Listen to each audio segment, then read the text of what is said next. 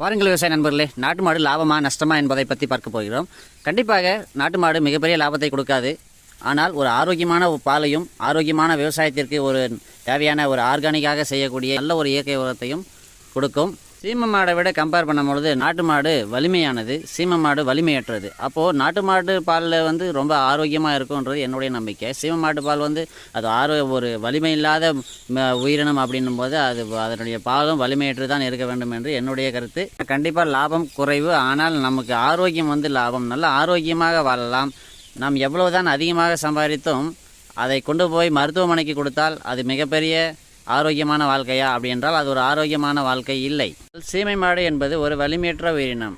அறிவும் குறைவு, வலிமையும் குறைவு. சாணி போட்டு அப்படியே அங்கேயே படுத்துக்கும், ஒரே இடத்துல இருக்கும். ஆனால் நாட்டு மாடு அப்படி படுக்காது. மாட்டு பாலுக்கு சக்கரை போட்டு தான் குடிக்க முடியும். ஆனால் நாட்டு மாட்டு பாலில் பார்த்திங்கன்னா நம்ம சக்கரை போடாமையே குடிக்கலாம். எல்லா டாக்டருமே சொல்கிறது பார்த்திங்கன்னா